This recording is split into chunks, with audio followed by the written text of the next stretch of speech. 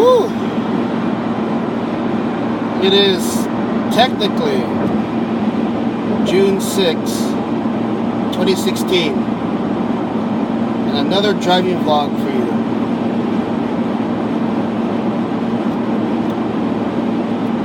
Again, without giving a lot of details or finer details. What have I been going through lately? On my mind within these past 2-3 weeks has been this traumatic event. Traumatic? No. I haven't suffered any kind of trauma as serious as the word trauma itself makes it sound. Memories. Memories are attached to emotions.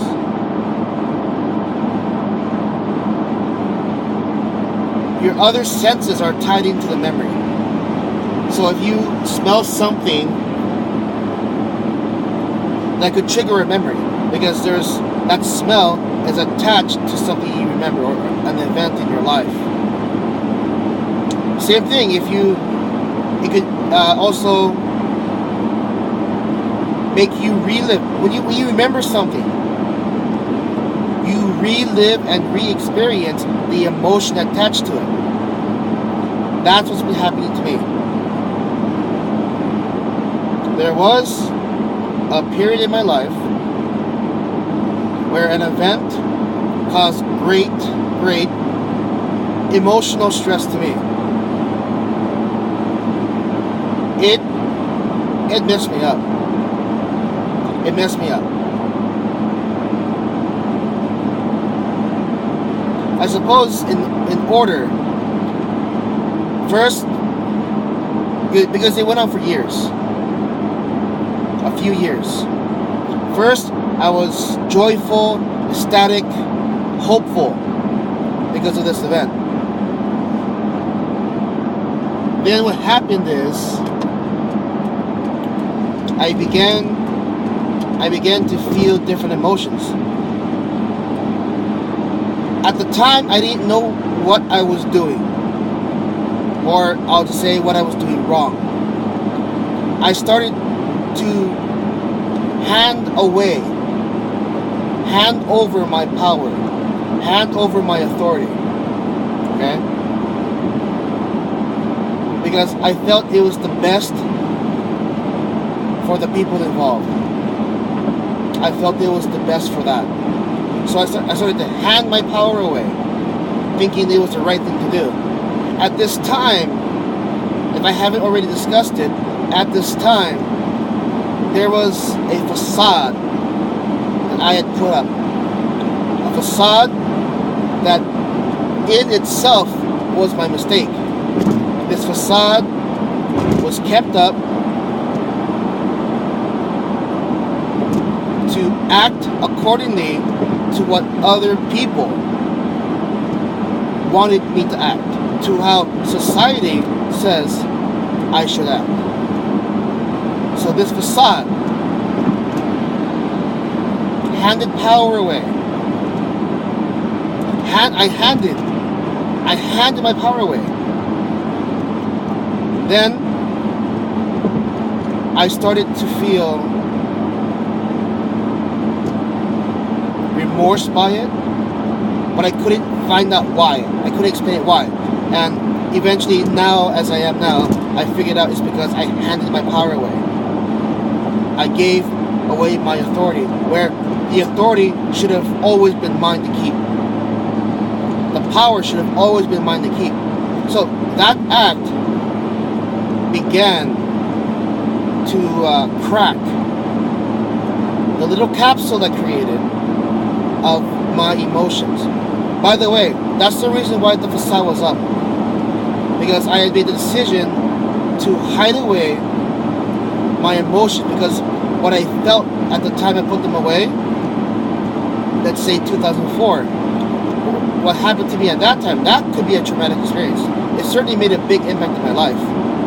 Because what I felt at that time, it was too painful for me to experience. And so, as a person, as a young boy, even though I was already in my 20s, as a young boy, experiencing those feelings for the first time, I didn't know what to do. I didn't have a good support system. I didn't have people I could turn to, or at least I felt I could turn to talk about it, and to talk about it without any judgments. I didn't have that kind of support system. I didn't.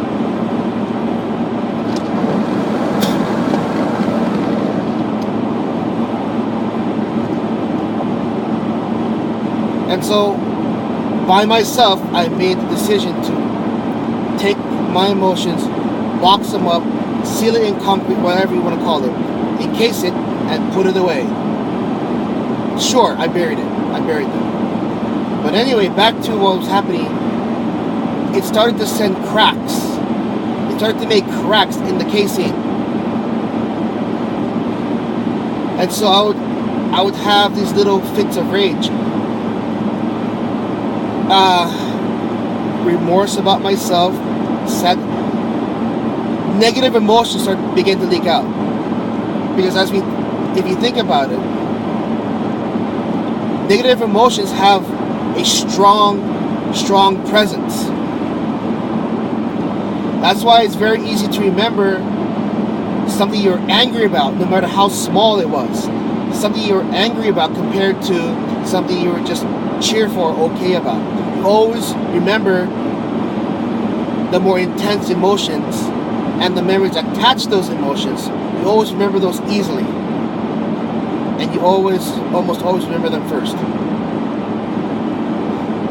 So the emotions inside of me wanted out. And the stronger ones, the more intense ones, sadness, depression, I don't know about anxiety, remorse, I don't know if I want to call it dejection an emotion. And we'll say it is. I was dejected. I was becoming a shadow of my own facade. And which in turn brought down my esteem, my self-esteem, and with that also my confidence. My confidence to stand up and take back my authority. But because I had none, well, it didn't happen. It didn't happen.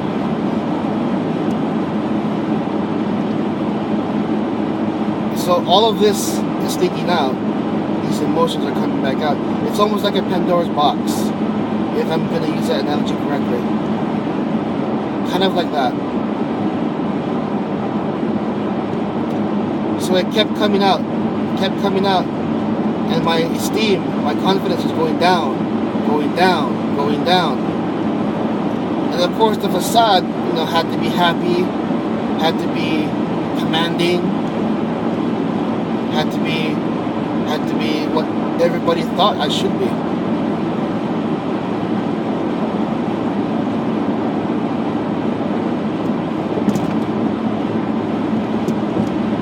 It led to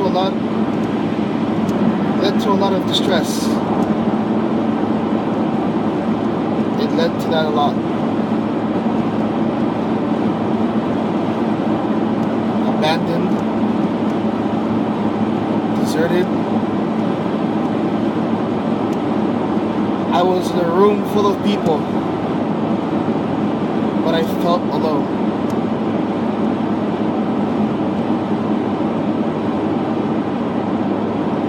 A room full of people, but I absolutely felt alone. My esteem was that, it got down to that point. What kept me going? Here's one. And it's not superficial at all. It was actually more something I'm ashamed of. Ever hear that the real power of a nuclear weapon is not using the nuclear weapon, but the threat of using it? The threat of using and launching a nuclear weapon is more powerful than the nuclear weapon itself. So I had a trump card. I had a trump card that, if I played it, it would be like actually launching a nuclear weapon. It would destroy the problem that was making me feel so bad. But in doing that, first of all, the reason would have been completely out of revenge. The decision to use it would be only because of something as petty. Well, now I see it as something petty. Something as petty as revenge. Revenge for bringing my self-esteem down. Revenge for me feeling weak and useless, spineless. That's what normal human people do, right? They don't want to take responsibility for their own situation. They rather blame it on something else, something or someone else. And that's what I did. That is what I did. And it's shameful that I even had thoughts of that. It's pretty shameful that I even had thoughts of it. I think about it now and it's like, what? Anyway. Now, the idea of using that trump card, it had an unexpected side effect. If you have a weapon that all you have to do is threaten to use it, and then people will be afraid of you, what does that give you? It gives you a sense of confidence. It's short term, maybe even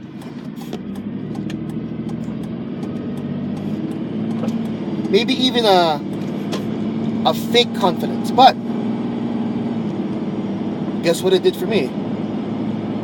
It rose my self-esteem a little and rose my confidence, because no one would have ever been able to stop me from using it. That by itself kept my confidence high enough, allowing me to still function, even though, look, if I used that trump card, I would have ruined my life. That's how destructive the trump card was. And that's why the analogy of a nuclear weapon is very accurate. It would have destroyed myself and everyone around me. And I use that figuratively. It would have destroyed me the most, because I would be at the center of it. But it would also affect negatively people around me and things around me. It would have done that.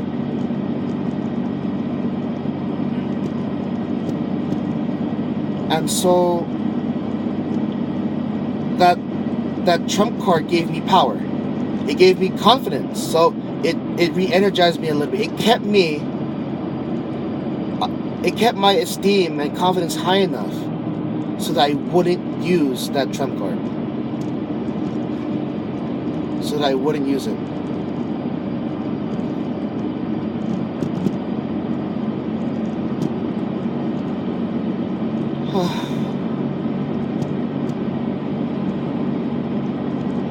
Remember how I said earlier, remembering, recollecting is going to also have you relive the emotions. I've been doing that on and off for the past 3 weeks. Reliving emotions. Reliving emotions. And at a point, it all came at me at one time. There was a point when it all came at me at one time, and I was being overwhelmed. It began to work. It began to affect my personal life and work life too. It almost stopped me for a little bit.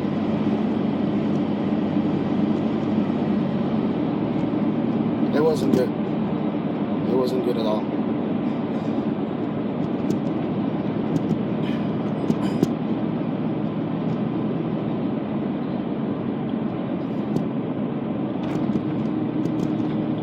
So what am I doing now? Well,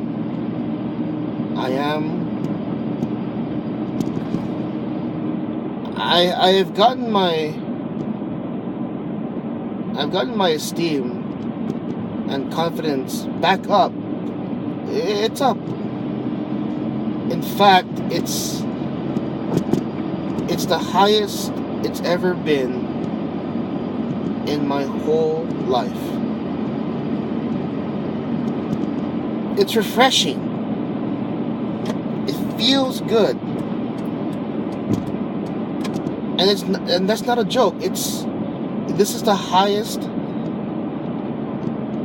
my self-esteem and my confidence has ever been in my whole life.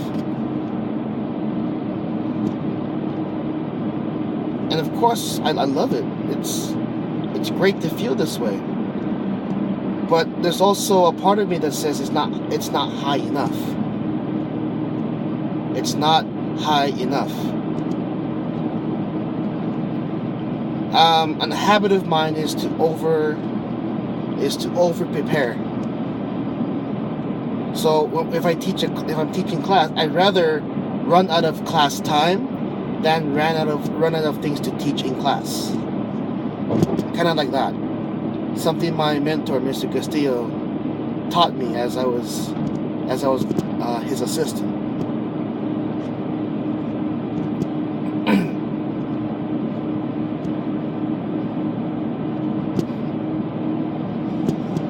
So, what's different now? Well, that situation has ended. So now I was able to, well, figuratively, pick up the pieces and rebuild my self-esteem. Part of the new philosophies I've been following is that self-confidence is a default state, or everyone has self-confidence. It's just some of us bury it. Some of us will bury it. Some of us will never tap into it. I don't know if that's the correct way to say it. It's true. It's true. Some of us can simply just be afraid of success, if that makes sense to you.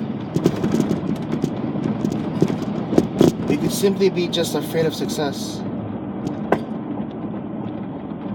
Well, anyway, so what's different now? It's my self-esteem, self-confidence is high, nice and high.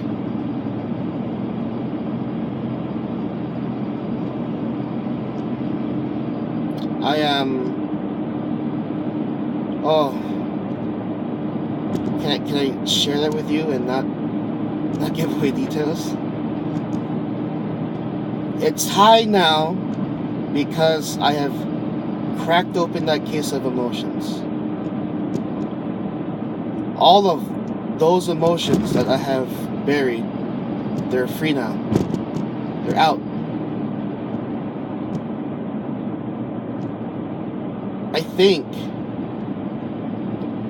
I think that when I had the facade up, maybe I can just call it a mask. When I had that mask, when I was wearing that mask of that facade, I think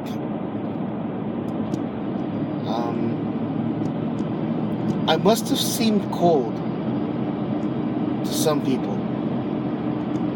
I think I must have seemed cold, even though I was laughing and smiling.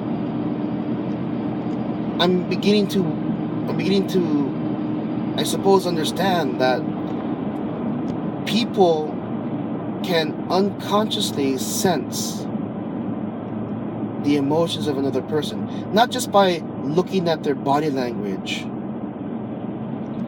listening to the tonality of their voice, but they can unconsciously have a sixth sense. They can sense another person. It's just that not all people know how to tap into that and, decipher what that is they're feeling. Unconsciously, of course. But what's been happening to me is by releasing my emotions again, by releasing myself again. This time it would be my true self, right? Releasing me again. I rarely wear that mask anymore. The mask still does serve a purpose because I can't, if I have to, I don't want to show up to work looking sad, looking dejected. Although I think recently that has been shown. I think recently I have been showing it. And that would be because I'm trying to use that mask, that facade, less, unless I absolutely have to. And even then, I don't know if I could give a convincing performance anymore. You could say that the mask is out of practice, or I'm out of practice using the mask to hide.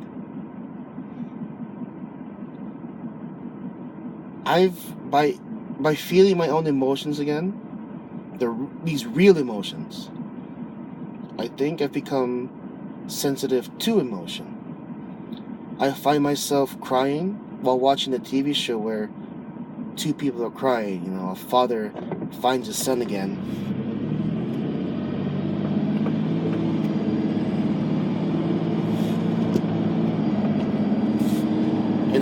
It's where a father finds his son again, or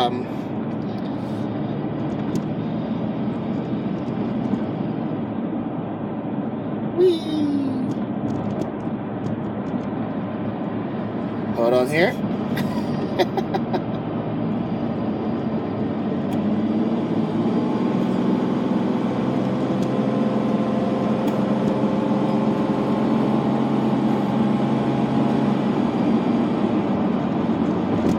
An emotional moment on TV, and then I find myself tearing up again.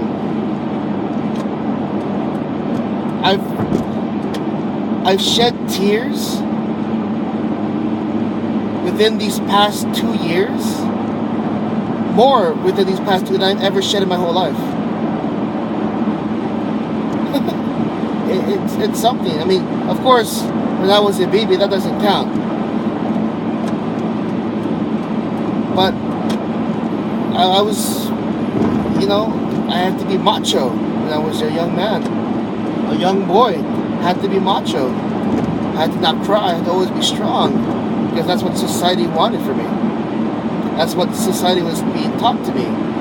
That's what my dad was teaching to me.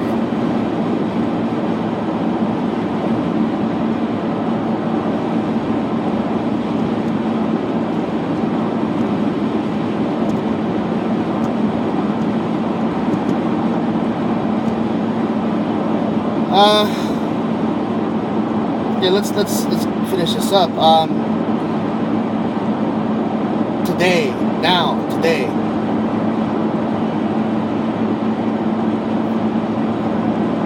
my emotions, I've re-experienced these emotions, and I'm slowly integrating them, incrementally, slowly learning how to cope with them.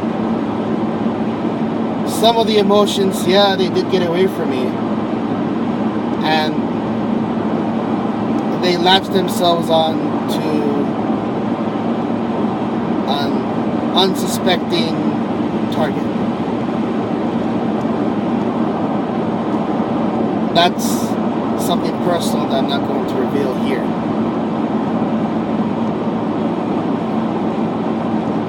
And as a result, I've made more changes in my life. I'm being more of my true self, but I'm also changing things that will allow me to be a better version of my true self, if that's going to work for you. If that's how I can explain to you, because it's hard to explain an emotion with words. Emotion should be felt and expressed. That's the true nature. That's the nature of emotion. So when people try to talk about their feelings, it takes a long time to convey that emotion, whereas it's much faster and more intense and should be expressed and felt. Which is why, but okay, so let's keep going with that. So an emotion, whatever it is felt first by the owner of the emotion, and then that owner, it's up to that person to express the emotion so someone else can feel it. That's how another person can understand the emotion of the original owner, by expression. But there lies kind of a problem. The other person has to also be receptive of emotion. Has to be receptive. And I'm finding out that I think I'm becoming more receptive. That's why I'm watching movies and I'm actually crying at those sad scenes. I can talk to people and I think I'm beginning to really feel their emotion, and then in return I'm learning how to express my own emotions so that other people can think and so that other people can feel them. Of course, there's some people still who are just not receptive to emotion, so my expression doesn't come through. Like trying to explain this right now, it's pretty difficult. It's a mind twister trying to explain this on this vlog.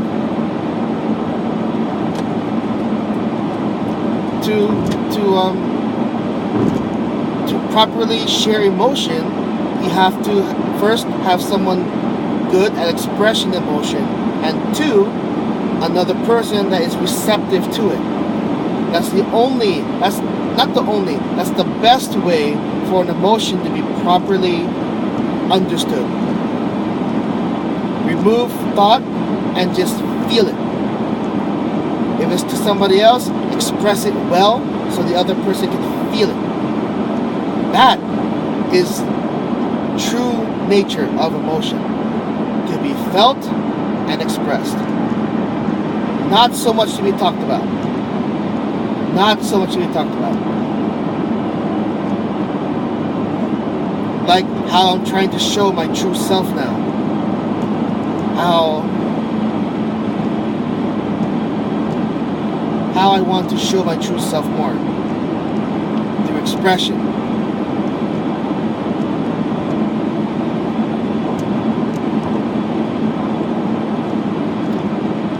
Well, anyone who comes across this vlog, I'm appreciative of you. I'm appreciative of you taking time to listen, even though you're just watching me drive around. I know I could have done better, but then this vlog wouldn't be real, would it? It would just be me practicing just for entertainment. No. I don't need to sound cool. This is raw. This is gonna go up as soon as I get back home. So thank you for listening, and we're done.